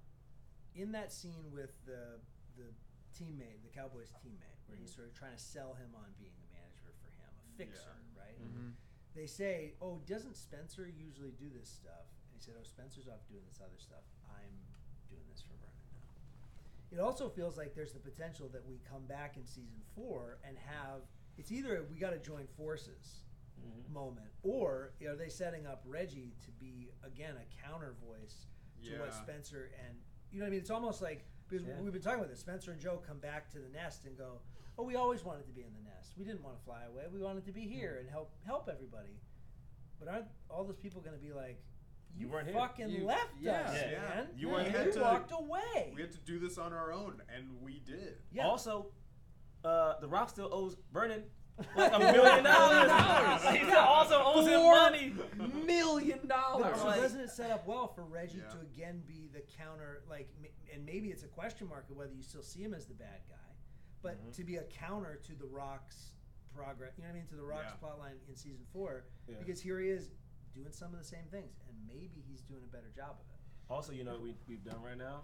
We talked about Reggie, but we don't talk about Vernon because Vernon serves no purpose in this show to me but to have Reggie there. And wasn't The Rock broke in the first season? Yeah. Dead, He gave Vernon all of his money. Yeah. Remember, he took out the money and he got an ATM slip that said, like, $0. How the fuck can you go from zero? It's like that the guy who tried to own the Islanders, but he only had like $1 million to his name or something, and like somehow bought the Islanders years ago, and like the great 30 for 30. If you guys want to check it out, I will. Sidetrack. So how do you go from nothing in your bank account to being this close to being a part owner of an NFL team? That's right. The richest sports enterprise in all of America, only behind, Premier League soccer, probably. Technically, he was an owner. I mean, he might still be an owner, because legit, I mean, I'm pretty sure the deal still went through. He's still a partner. He still set it up. So he may be an owner who just decided to not deal with the business and go back. I don't know what happened. Yeah. It's so insane. I don't know what happened. It makes no sense that he would say, "Don't give me this money." It makes no sense that he would work that hard to set this thing up and then be like, "No, never mind." Because he literally is a money manager. Yeah. And it makes no sense for him to walk away from a deal that is in his best interest. Yeah. His portfolio's best interest, and like even his client's best interest, because like they can all come and play for him. And that's what he says. He's like, yo, early in the season, he's like, the reason this thing is so important is because it will put us in a good position to help our clients. Yeah. So like now all of a sudden, because it's not in Vegas, which in all honesty, I don't even know why you picked Vegas in the first place. Like now all of a sudden, because they didn't go 100% with your deal, now you're mad. So I'm like, okay, if it's a pride thing, then have the next season be like, Spencer's pride gets in the way of everything he does. Like that has to be the plot line. Hard to say. I think we can all agree, talking about Reggie though, that Reggie had a good season. Oh, Reggie by far won. Yeah. And Love Reggie. the weed plot line was the closest this show has ever gotten. I think that we've been talking a lot today about the things that we wish had happened this season, the swings that we wish they would have taken, the focus they would have brought to it.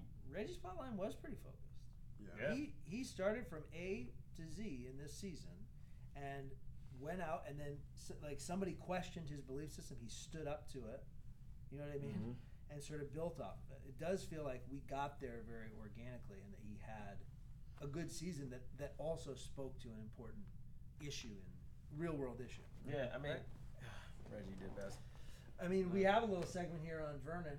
Why? We haven't seen it. Like, It's a good question. Let's What did he do this season? I truly can't remember what he did this season. Don't know. Yeah, Vernon's a bystander to his own life. Yeah. He signs that deal with the pot. Right? Check my email on Vernon. Right? He signs that deal. He goes to that one sponsorship thing with the kid with the T-shirt. Right? Yeah. He does a photo shoot. He gets suspended.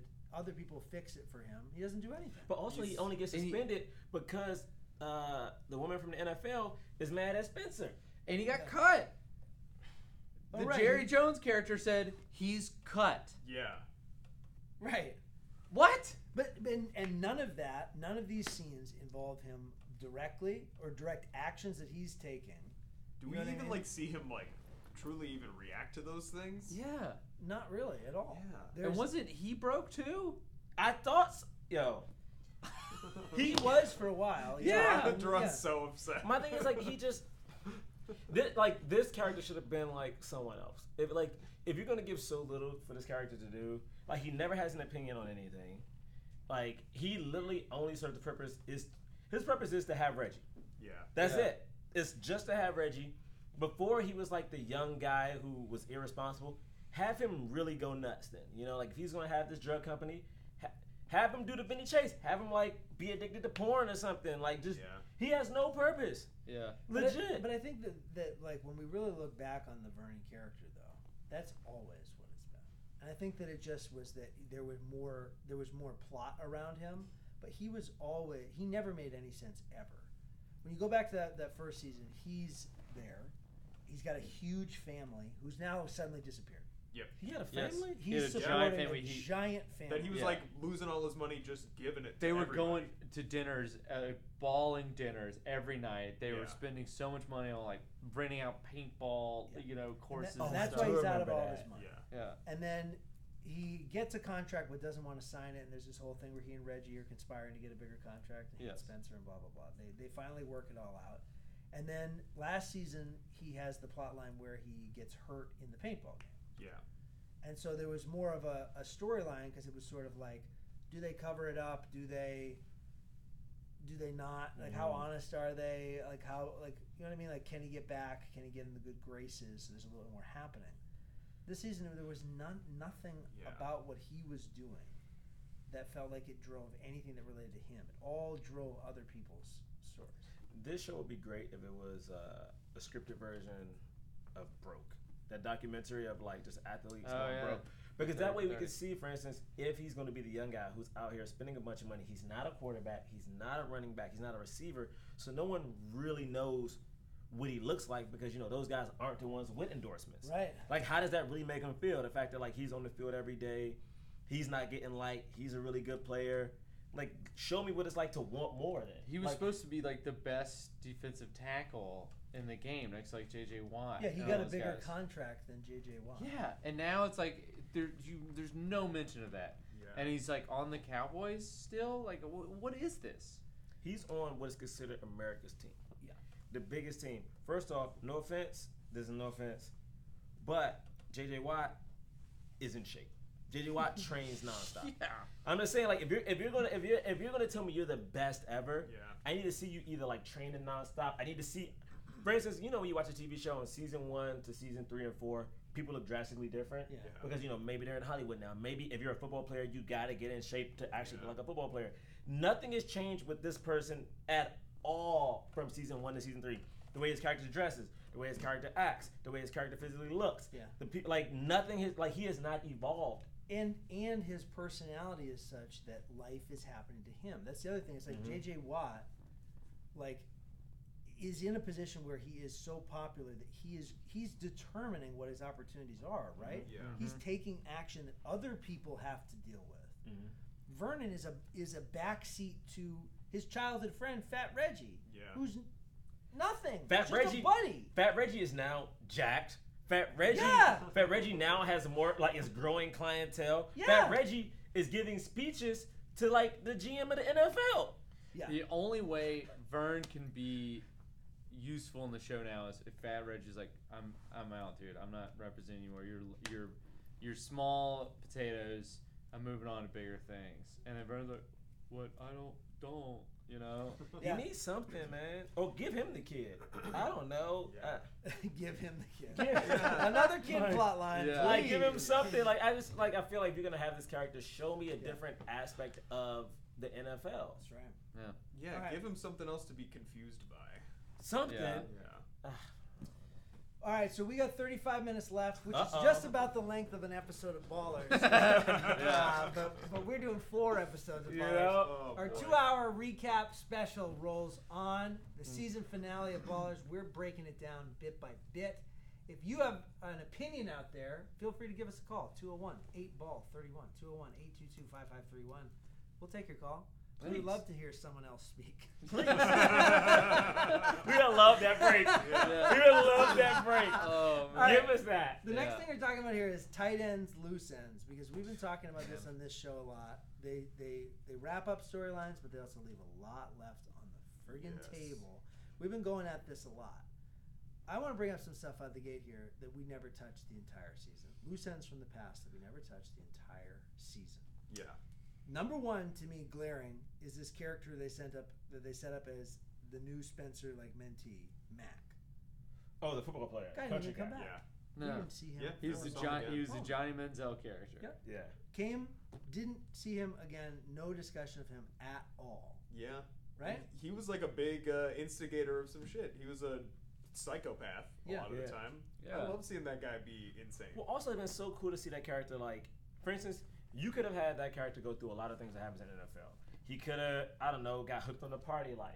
He could have had a redemption story. He could have crashed and burned. Yeah. You know, he could have brought people down with him. He could have did, you know. Yeah, I mean, this character literally crushed beers on a boat for a couple hours, and then was like, "No, you were a fat." Like they had that like he did terrible at the combine, right? Yeah, It's like yeah. 40 time was bad, so he's like, "No, hold my beer. I'm gonna run a 40 on sand, and run it 4.40." Yeah.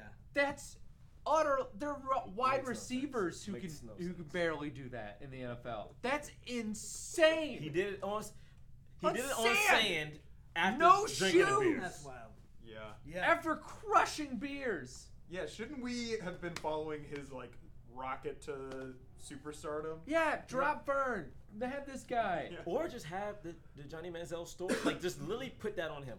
Have him Yeah. go in the NFL, have him party nonstop, have him, like, come late to practices. Yeah. Just literally take real life and put it on that character. We also, and another thing that we never address, and I guess I understand this one a little bit more, but Andy Garcia's character disappears. Yeah. I couldn't even remember what. Disappears. Gone. You know what I thought? Andre's Andre. character's Yeah. name? Gone. Well, yeah. What did we have any closure on that? Nope. No. But he is somebody who is positioned as being such a player in this world. He's such a threat to Anderson. Yeah. And suddenly, not only do they make peace with it, after he sort of like offers him a job. Remember, they was going to Yeah. buy Anderson. He's Yeah. like just like poof, gone. You know, I thought he was going to be the other. That's what I thought too. I thought Yeah. he was going to be the other people coming in. Oh, Yeah, that would have been would've so good. cool, right? And even that, they don't even talk about who the other. Who people are the other people? Yeah. Who? There's no We discussion never of it. see them. Yeah. Yeah, we don't even see like just a Yeah, just nondescript suit walk by. Yeah. We don't see anything. And don't you think that they would know who it is? Yeah. When they Yes. walk out, they'd be like, "Oh, I recognize you. You're that other billionaire." Yes. Yeah. yeah. Like, There are only a couple of them. Yeah. You know. It would have been so cool. It would have been Andy Garcia because how angering, like how frustrating would that have been, and how personal would that have been to Spencer Yeah. and Anderson. Yeah. It'd have been Yeah. so personal, and he could have just been this. He didn't even have to say a word. Just have him there smirking as he comes out of the room. And now that like Anderson's going worldwide, somehow I don't like the money does not make sense. Like you don't go from selling your business in 1 week to like coming back and then immediately expanding. That's so many red flags financially. Then Andre was like the competition, right? It made everyone better, right? Yep. And then that drops off. There's no competition. So like it's just now it's just a giant conglomerate, and I don't it's get it. stupid. There were also like we've been talking about some of the loose ends from this season that feel like they're left done too, right? So Yeah. many aspects of like even the core plot lines of this that don't make any sense in terms of like how they left it. But a couple of characters who they even set up inside this thing that make less like they make no sense. Why like all right? Remember the Las Vegas council member? Yeah. Yeah. early in the Oh season? yeah. Yeah. From Who the they set up monster as like truck you gotta thing. get this guy on your team, and then he watches him drive a monster truck, and you see one shot of him go like, yeah, and that's apparently it. Yeah. Even the sort of like story of like Las Vegas and Nevada like making this deal okay, they just sort of like showed up. Oh, news report, Las Vegas says yes, like you can build a stadium. It was like click, no problems whatsoever. There's no hiccup. I mean, it's just like small hiccups you would probably run into. Just like Yeah. the who owns the land? It's the land is there. Is there like do you have the right permits and everything? Do you know like how long is this lease? You know like the Memphis Grizzlies right now are in this like kind of limbo state right now of like they might have new ownership and then they might have to like break their lease with the FedEx Forum and all that stuff. So it's like all that stuff could be so interesting. We get a behind the scenes look on these baller billionaires, right? The stuff we want to see in the show, but no, we don't see any of it. I also think The Rock's whole baby thing wasn't honestly resolved. Like, my man wanted to have a kid for some apparent reason. at first he learns he doesn't have a lot of semen. His semen count is low. Like, so we now know he doesn't have a lot of semen. He weirdly tries to get his girlfriend pregnant, and she just says, "I'm mad." Like, there was never a real discussion of, does he really want to have a kid? Like, what the deal is with the whole kid situation. Did he ever specifically say, "This is my girlfriend Chloe"? No. Oh no. That is so fucked. Yeah. That is so fucked. The whole thing to me reads like it's the same thing as somebody going like, "Oh, you can't bench like this much weight," and he's like, "I have to prove that I can."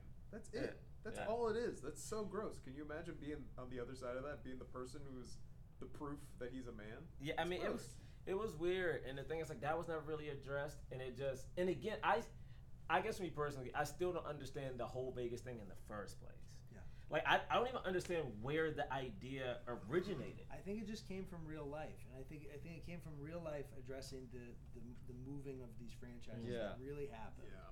So it's like a rip from the headlines thing, and I think it also doubled as, I really think so much of this season was about justification of moving location, right? Yeah. They were all Miami guys at the beginning of this. The whole thing was like, we love the Dolphins, we love Miami, we love South Florida. Everyone comes here in the off season to party. Yeah. ESPN people come here to party. Yeah. Players, old coaches, everyone descends on Miami. Yeah. And I think that so much of this season was about being like, well, we made the decision to move this show, so now we need to sort of like move the, you know what I mean? Like find a reason to move the storylines too. And so it was sort of like engineering that. Yeah, it's like the Americans like going like, no, this isn't DC anymore. We're going to Atlanta, or we're going to Los Angeles. She's like, no, that's the hub of the show. Right. It needs to be in DC because it's a show about politics and spies and stuff. Yeah. And think about how cool it would have been for season 4 to address the hurricane. You know, the hurricane definitely ruined the football field down there. It definitely changed the lives of people in Miami right now. That'd have been a cool thing to address. No shout out at the end of the episode like, hey, if you want, like, we love the state of Florida. It gave us 2 great seasons of filming. Here's a number where you can help out the great people that helped us out. Yeah. Because they hired local crews. They had to hire local people. They can't fly in extras. None of that. And in terms of like the other stuff that they sort of like either like cinched up or left open-ended, right? It feels like we had some closure with Ricky's career. We had some closure with Charles and his thing. Yeah. Like, I think that there was this introduction this season of Wayne Hastings' character and Kassan Teague's character. Those were our new people, right? Yeah. And the show also does a lot of like adding people into seasons. Chloe too, right? Yeah. And I think there's some questions of how central any of those people are going forward. I think there's some questions about how central anybody is. Yeah, it could be a whole new cast next season. It could be that crazy. Like, does Wayne, I mean, I guess became a bad guy, which you kind of saw happening from the moment he showed up. But, like, is he mad? Like, is he mad that he lost this deal? Like, is he now out for revenge? You know, like, is he going to team up with Andy Garcia? Yeah. I think we're just writing a better season right now. Like, does he team up with Andy Garcia, and now, like, they're super competitive, and, like, now they're trying to buy and maybe ASM. They hire Fat Reggie, too? Yeah. Oh, man! Are you kidding me? All right, here we go. On it. Phone's ringing. Hey, what's up? You're on Ballers Deep. What's your name? My name is Alejandro. Alejandro, what's up? Weeks ago, I don't know if you remember me. Oh yeah, man. What is your question? What is your statement? What do you want to talk about? I just want to say, if you remember, I hadn't watched Ballers when I came in, but you guys convinced me, and I'm happy to say I watched all of it. I caught up. Wow. Awesome. Binged Ballers. Excellent. Yeah, totally. I mean, I didn't call in last week because I didn't catch up all the way yet, but now I'm caught up, and I guess season finale, episode 10. So what's your feelings, I guess, compared to what we've been saying? You know, feeling a little bit lost in terms of like why some of this season happened. What's your reaction as somebody who's been binging this pretty hard? I'm not sure. I don't know if I caught that in the last episode. Do you like the the finale? Yeah, it was good. I thought that it was the best episode of the season, maybe of the whole series yet. I mean, Really? I learned a lot. There were like good morals in it. Like Ruby comes home with the dog, and Theo says, you can't keep that dog. It's not your dog. But she doesn't really understand it, and it has to come to like Claire comes finally and has to teach her like a really big lesson of like, Sure. your dog, you have to find the owner and you have to do it. Yeah. I think you maybe. Dr. Huxtable doesn't really want to. Okay. I think. But Yeah. I I see what's happening. I think we just figured it out. Yeah. So, Dave, you want to take this? I think maybe. I hate to be the one to break this to you. I think you maybe messed up and watched a different show. I think you maybe watched all of the Cosby Show, which is a different show than the one we're talking about. Well played. Sure, but also let's just be clear. You liked the series finale of the show? Like when he rings the doorbell and it works and they walk away from the house. That's what happens in the season finale, right? I believe so. The doorbell bit ends. So you were a fan of the finale of the Cosby Show. Yeah. It was. I thought there was more, like they could have built. I mean, this kids are still pretty young. They could have done a few more seasons. But like, Oh, I see. So you haven't finished the Cosby Right. Show. There's a lot of seasons. There's a lot of seasons. All those kids move out of the house. And it's a little harder to watch now. Knowing how it what played out. Yeah. But happy you like Cosby the show, though. You know? Yeah. Well, don't tell me what happens because if there's more, I'm gonna keep watching it. I don't think it's gonna get a reboot. I don't think it's coming back. Yeah. Yeah. Really, that was a good show. That was like a really popular show. Netflix is rebooting all this old shit. They might do a Cosby Show. I think you need to just Google Bill Cosby and just see what happens. Yeah.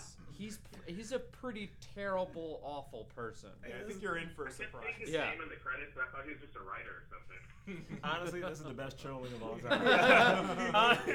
Honestly, you won. Yeah. Well, thanks for the call, Alejandro. Thanks for watching. That was a good, goofy call. All right. That honestly made my day. Because I was legit all in. We all I was fell like- for it, too. I was like, the what's this dog? dude talking about? Yeah. Like, maybe I missed the part. The dog.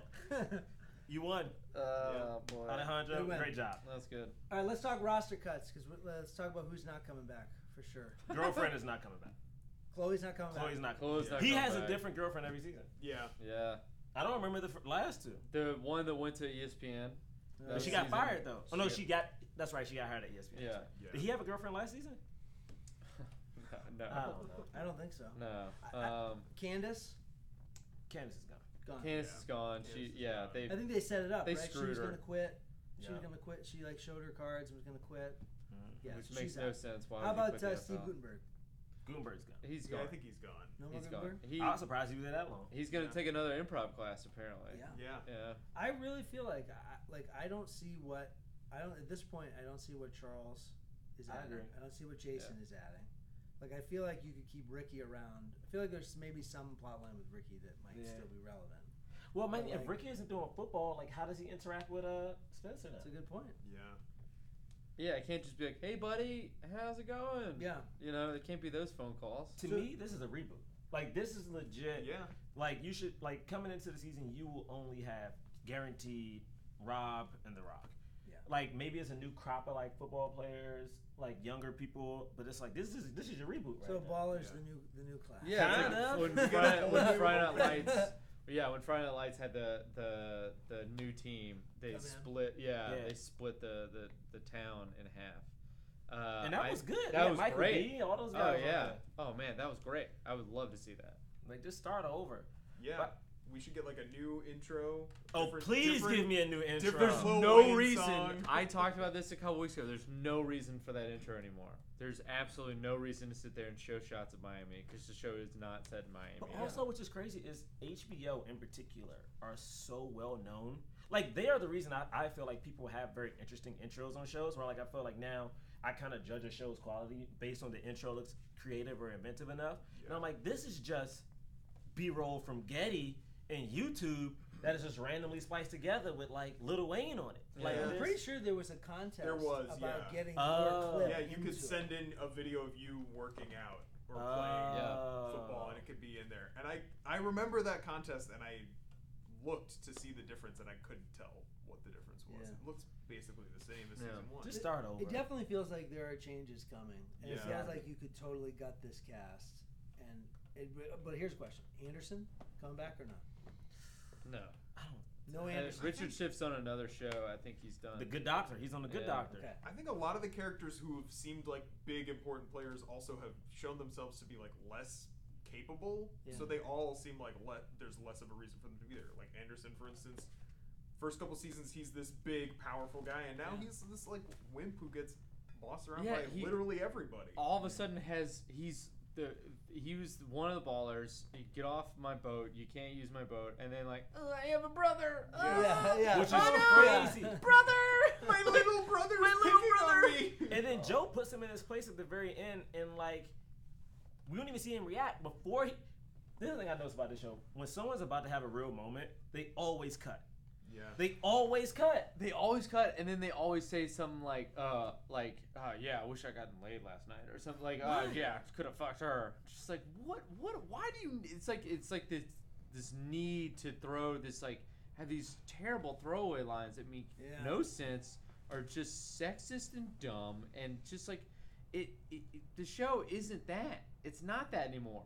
If it was about like fucking girls and partying and money, it would have all that stuff that it did in season 1. We would have a titty count. Yeah. We don't have a titty count anymore because of that, and it's not that show anymore. Yeah. But it still tries to force it in. Yeah. Like you don't have to be super broy. It's like that's fine. You ain't gotta be broy.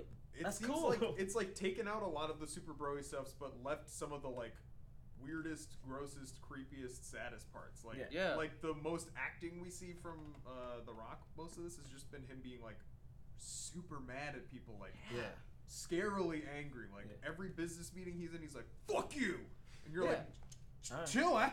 He yelled at Tim Brown. Tim Brown is a Hall of Fame wide receiver. Yeah. Didn't he punch a hole in the wall or something? Yes. Like legit, just like several times. Yes. A lot of that. Yeah. But I honestly think the only people guaranteed are The Rock and Rob Corddry. Maybe Ricky. I would love to see TTD stick around. I don't know what reason there would be for him to be around, but he has kind of become one of my favorite parts.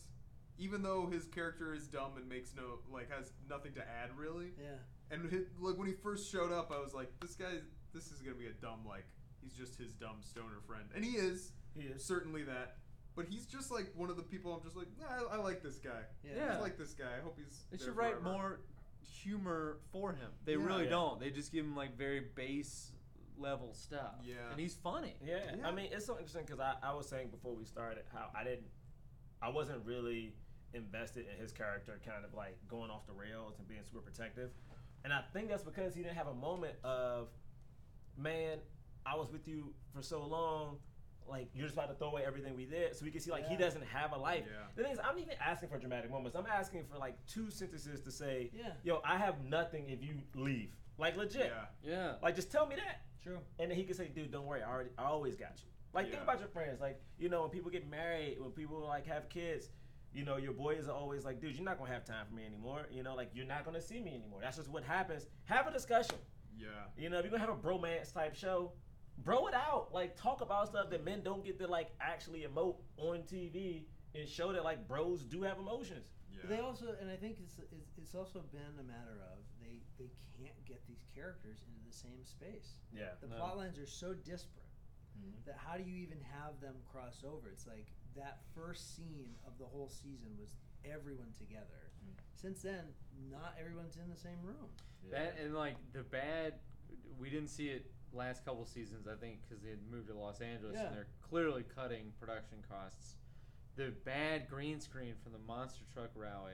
Oh my goodness! It was like The Rock was pulled away from some movie. He was like had a week off or something. It's like, all right, I got a day. What can we do? Let's do a bad green screen scene where like you see that The Rock like is not acting well. Yeah. And that's like the first time I've ever seen him like not give 1,000%. And his effort is what makes him a good actor. Yeah. And that moment, it was like, oh, this guy clearly is pulled very thin from all of, like, the Fate of the Furious and the Fast and Furious, where he's also getting his own movie line. Yeah. And then he's connected to this show as well. and they're doing this Fast and Furious movies. That's 3 huge things that he's got to be a part of. And during this time, year-round. he was doing Jumanji. Oh my God, yeah. He was doing, and he has he hosts different inspirational shows on TNT, plus everything else he does for like charities and kids and service people, men and women. It's like he does a lot. There's actually another CGI scene earlier in the season, which is one I think maybe the last time everybody's in the same room, which is like all of them like jogging. And they're like jogging, but it's a nightmare. Yes, it's like it's not even a real moment. Not even a real scene. That was that? And it was super CGI. Then the world cracks, and I'm like, so the last time we really see everybody together, it's not even real. Yeah. You know what, that dream had 0 consequence, because guess what? Their world did not crack. It did not. Yeah. There's no bubbling of the lava underworld, know, coming up. None of that happened. Nothing bad happened. They fell back into their old job, which they never really left, and they never really flirted with the NFL. They never really had like, you're our guys, you're getting a team.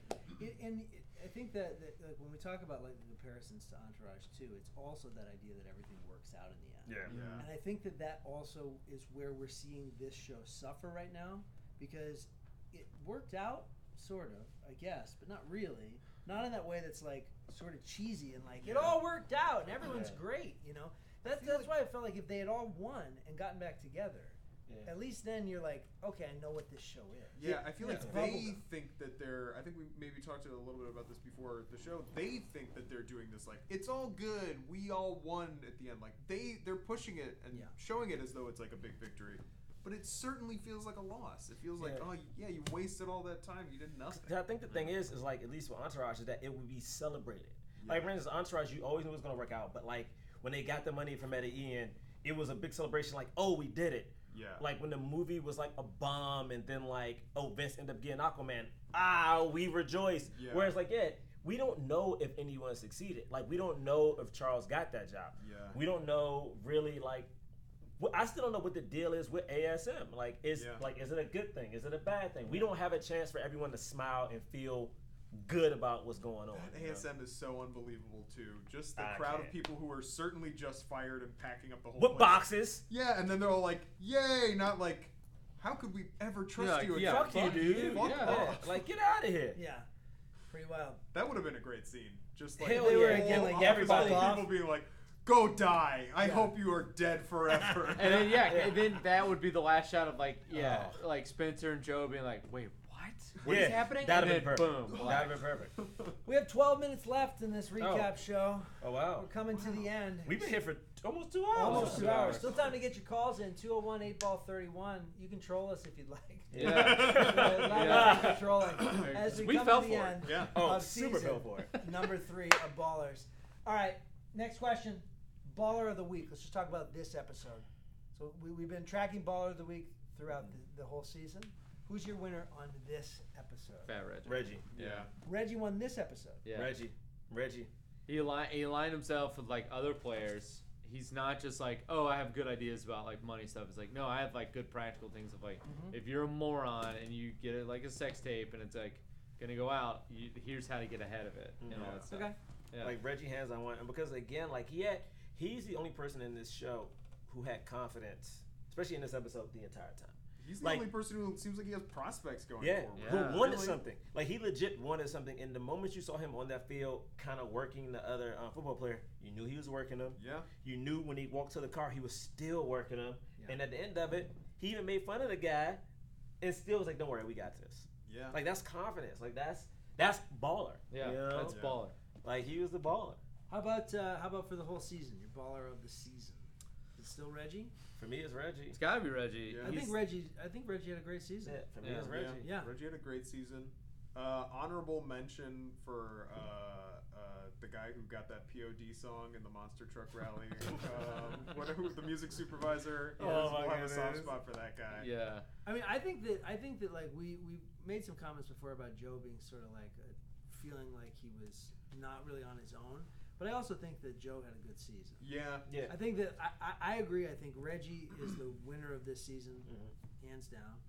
But I think that Joe there's an argument to be made for Joe in terms of like being the baller of the season. He was constantly being praised for what he was doing. I guess he was making a lot of money at Anderson too for people. Yes. he was solving problems. He was in the right places. He was exerting influence. He was moving up in the world. It feels like that's the other reason why I'm confused by the Spencer plotline. He's just in the same place.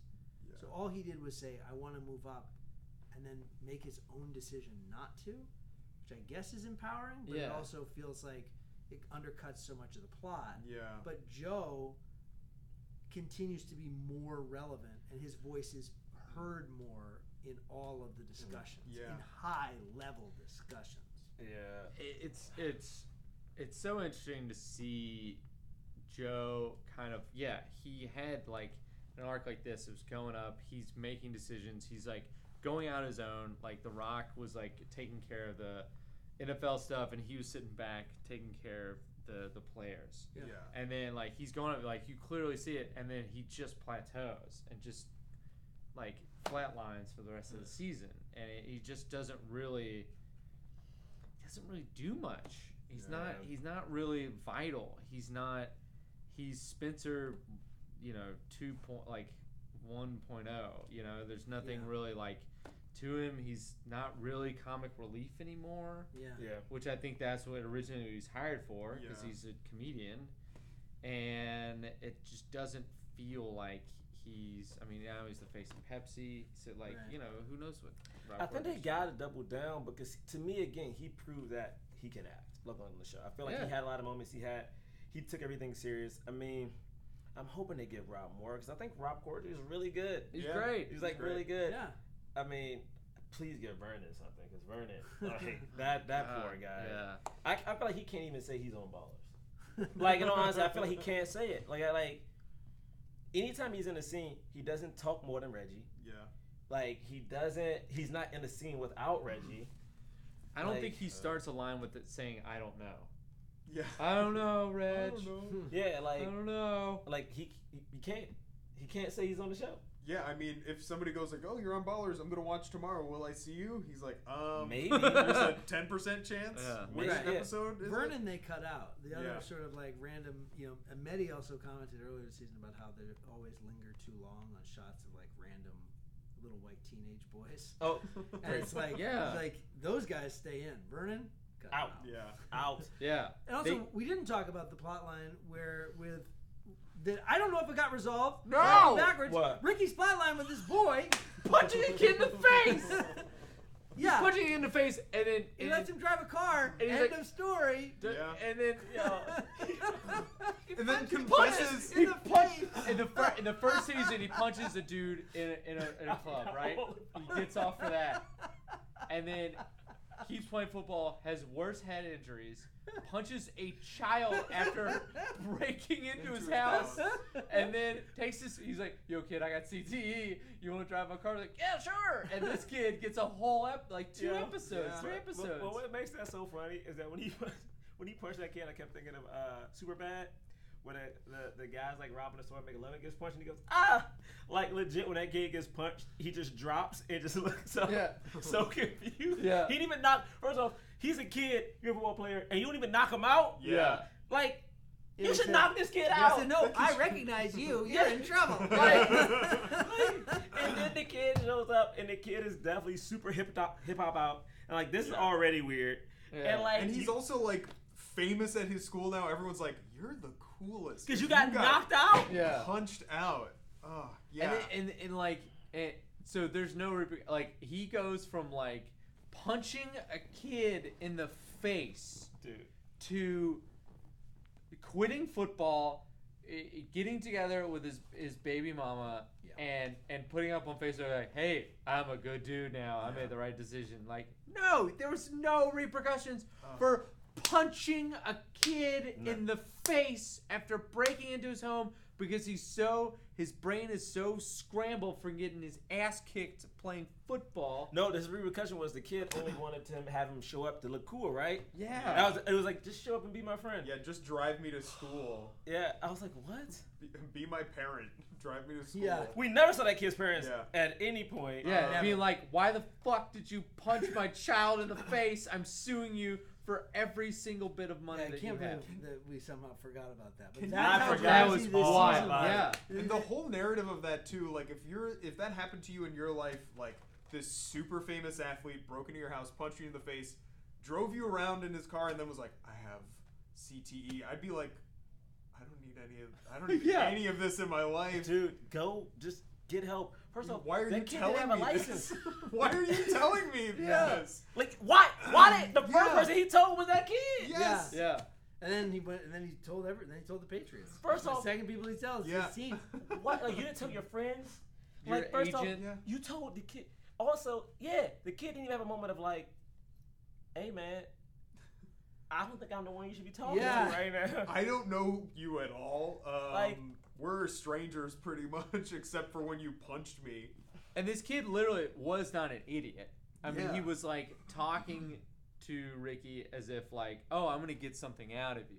Yeah. He's trying to play Ricky, so he's not an idiot. They're not paying him to be an idiot. Yeah. And so like, I think it's not out of the equation that this kid could be like, hey man, why are you getting all emo on me and telling me about your CTE? Yeah. And letting me like drive your car. This is weird. You're an adult man. I don't know. Yeah. The other day you punched me in the face. Yeah. Yeah, and also with that plotline, the parents again are okay with the guy who punched your kid in the face now driving around and being like, yeah, you go ahead and drive my car 100 miles an hour. The parents who like don't let the kid drive either, right? Yep. Like, The whole point is that's the a parents line let in there. They're like, he's like, oh yeah, my dad won't let me do anything.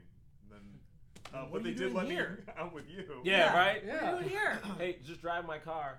Man, what? So we're all in agreement. Reggie, baller of the season. Reggie's the baller of the season. For sure. Yeah. All right, so last little bit here. Call the next play. What are we seeing next season? Oh my Is it a God. hard restart? Do we have any idea what to say? And also, was this a good season? All right. Okay, I'll firmly say this was not a good season. Yeah. I will second that. This was like, I mean, just floundering. I think like they moved to Los Angeles, screwed them up. They had to like answer that for some reason, which I think like they could have gotten around it. Like they clearly shot in Catalina or Malibu or whatever to make this scene kind of look like Miami or whatever. And like it just they pushed this Los Angeles thing to have it make sense, and these characters don't really have any consequences for any of their actions. And then they set up this big balloon in the promos. We're going worldwide. Those are literally the first lines. They show London. They show Chicago, New York, all this stuff. And none of that happened until the last line of the episode, or the last episode. And so it's just a season of nothing happening. A season of meetings. A season of Spencer freaking out and punching things and getting really mad. A season of Spencer like having a low sperm count and having trouble getting it up, and then desperately trying to have a kid and then not having a kid, and that's swept under. A season where Ricky punches a kid, no consequences. A season where Jason gets held up and no consequences. A season where Charles stumbles into the assistant GM position of the Miami Dolphins after being a player for a season and being not that good, and then going from selling cars to being a player to being a GM is utterly insane. And then he's up for other jobs. I do not understand the logic. okay. No one broke story. okay. They were writing the show okay. No, as okay. the show went Marshall, along. it's okay. It did Yeah. not break any story. It's all right, man. We're here with you. We saw it together. I mean, I hope. My theory is that legit we will have a hard reset. I think the show will get back to fun. I think the problems that they have will be more like grounded, more like things that people can relate to. I do think we're going to get a fresh crop of characters because it is the 4th season, so it's like, you know, you don't want it to get stale anyway. Yeah. So I have hope, and I hope they get back to making an ensemble. Like, I love The Rock. I do love The Rock, but I do feel like this, having him be really, really the anchor of this season in particular, I feel like hurt the show because there are a lot of cool aspects of the NFL that you can show, but we didn't get to it. You know, there's a lot of things we didn't get to it. And like we kept cutting. We literally would have something really important happen, and then we would cut away from it. Just hunker down and just react, experience it. You know, That's how it feels. Yeah. I think my kind of maybe hope for this. So it seems like the NFL doesn't have as good a relationship with the show as it did when it started, right? Like there's been articles that have come out where they're like, they don't want players to do cameos anymore, things like that. Oh snap. So my hope now that they're like, oh, we're expanding, is like maybe they will expand to other sports and they'll have better relationships with those leagues and those athletes, and then because that was one of the things that was fun about the show, is like you would have all these cameos and they would all be fun to watch how not good at acting they were and things like that, and we didn't get really that much of that this season. And I think maybe if we can see some of that happen, that would be fun. It is a funny point for this show where there's a lot of ways it could go. Yeah. And no real clear indication of where it's gonna go. Yeah. But it's 2:00. Wow, we did it. We did it. We Wow, did a 2 hour episode, a 2 hour recap. How far do you go? Yeah, how far on the bike? 3 miles. 3 miles. No, that's not bad. All right. That's not bad. And also good news out there. Ballers will be back for season 4, and the best news is that Ballers Deep is going worldwide. Yeah. Yeah, Right. London, Chicago. Amsterdam. That's right. We're going to be back global and better than ever for season 3 of this show, season 4 of Ballers. Maybe Alex Song will be here. Maybe. That's right. You know, much like The Rock, stretched very thin, we get what we can from Alex Song. Yeah. Thanks for tuning in. Thanks for calling. This phone number, we'll still ring this phone if you want to call it. Yeah. Even after we're off the air. You can call right now. But we'll see you next off season. And what's our catchphrase? Baller out. Yeah. Is that what it is? Sure. No, I think it's Sure. not. There's no We don't have a freaking catchphrase. yeah. See you later. Yeah. Bye. Oh, man. Baller out.